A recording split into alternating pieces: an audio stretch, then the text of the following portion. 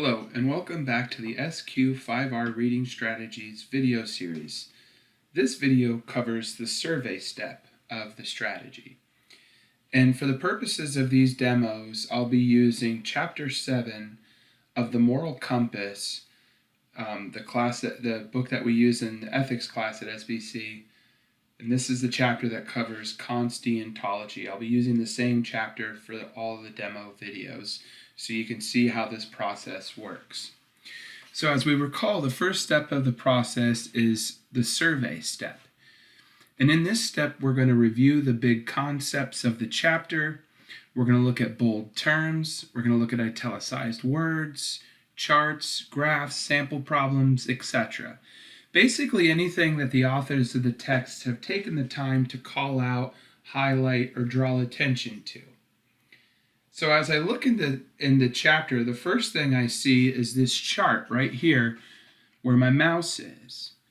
And this is some interesting stuff about particular theories, timelines, things that are associated with them. So that would be the first thing I would take a look at. And then I'm going to start scrolling through the chapter, and what I'm looking for is stuff like this.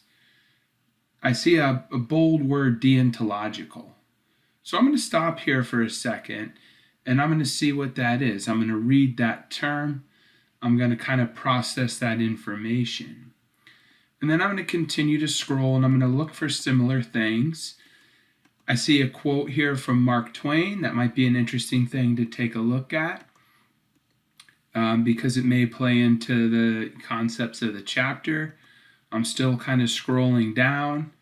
I see this other bold term here, goodwill. So I'm going to stop and take a look at that. I see another quote here from Abraham Lincoln. You see how we're blue and italicized the word autonomy. And it's telling me that's from the Greek words auto, and anonymous, self-law. So the fact that we have this in blue and it's italicized and associated with other things is going to mean that's an important concept of the chapter. We have another quote. We keep scrolling. We see something here called the categorical imperative. I see a highlighted term or bolded term called universality.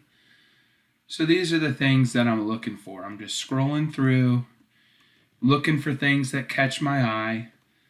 Respect for persons, you see. I'm moving this along, but obviously you're going to want to stop and take your time and look at these things when you're going through your chapter. I see a whole subheading here for application. I see that there's a list of possible steps that could be taken, and this applies to a specific case that's used throughout the book. So I may stop and take a look at that. Presumably at this point, I already have a little familiarity with Karina's case and her dilemma. And then, it talks about how to apply that concept. It talks about respect for persons and how to apply that. So these are the things I just want to take a look at and see.